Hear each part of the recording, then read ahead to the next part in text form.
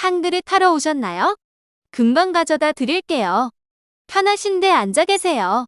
증오, 한 그릇 더. 최근 5년간 평균 400여 척의 중국어선이 불법 조업으로 단속되었다. 작년에는 568척이 단속되어 최근 몇 년 사이에 최고를 기록했다. 단속된 선박이 허가 선박의 절반에 가까울 정도이면 전체 불법 조업의 규모가 어느 정도인지 능히 짐작할 수 있을 것이다. 한국해양전략연구소에서 발표한 보고서의 한 부분을 가져온 것입니다. 단속된 중국 어선이 400여 척인 것으로 확인된 중국 불법 어선의 수는 대략 4,000척이 넘는다고 합니다. 자료에서 나와 있는 것처럼 중국의 불법 중국 어선에 계속되는 무분별한 포획으로 한국의 바다의 생태계가 무너져 내려 각종 어류들의 생산량도 전년 대비 평균 20% 정도 하락했다고 전해집니다. 중국 불법 어선으로 인해 한국의 어부들이 피해를 입고 더 나아가 소비자들에게까지 피해가 가는 상황인데요. 한국뿐만 아니라 중국 주변 국가들 대부분이 고통을 겪고 있다고 합니다. 하지만 이런 중국 어선들이 계속되는 경고에도 아랑곳하지 않고 계속 불법 조업을 행하고 있습니다. 하지만 우리 해양 경찰들은 불법 어선을 체포하여도 다시 중국으로 보내는 것 밖에는 더 할 수 있는 것이 없는 안타까운 상황입니다. 그런데 최근 중국 어선들의 계속되는 횡포에 참지 않고 직접 나가 한국의 바다를 지킨 한 명의 어부의 이야기가 전해지고 있습니다. 서해에서 물고기잡이 배를 운행하는 김용민 씨의 이야기입니다.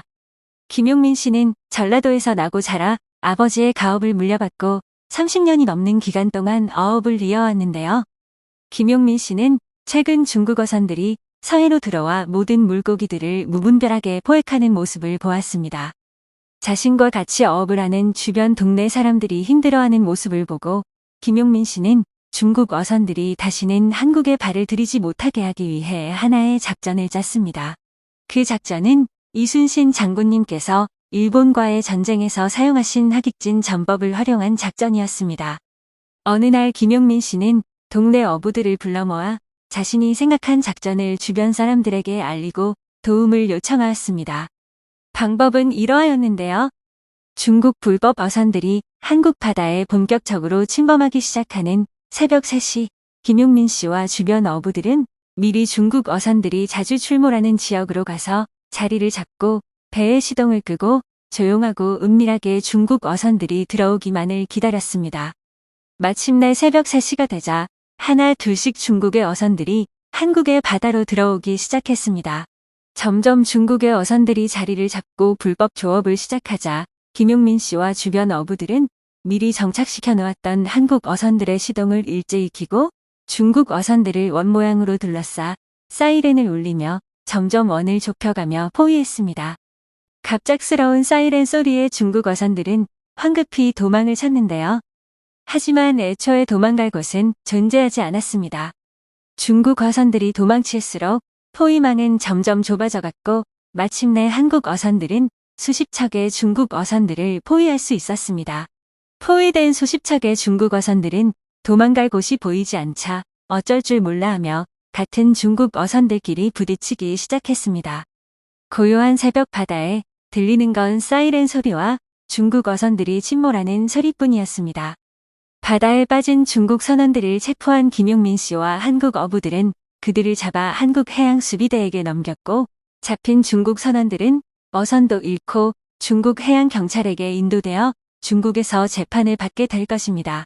김용민 씨의 엄청난 활약이 많은 사람들의 귀에 들어가게 되었고 김용민 씨는 21세기의 이순신이라는 영광스러운 칭호를 얻게 되었습니다. 이번 일로 중국 어선들도 한국의 바다를 만만하게 보지 않고 양심을 지키며 본인들의 나라에서만 조업을 하면 더 이상 바랄 것도 없을 것 같습니다. 그럼 이만 영상 마치겠습니다. 지금까지 시청해주셔서 감사합니다. 영상은 어떠셨나요? 입맛에는 맞으셨나요? 구독을 눌러주시면 더욱 알찬 영상으로 보답하겠습니다. 난 이미 알림 설정까지 했다고.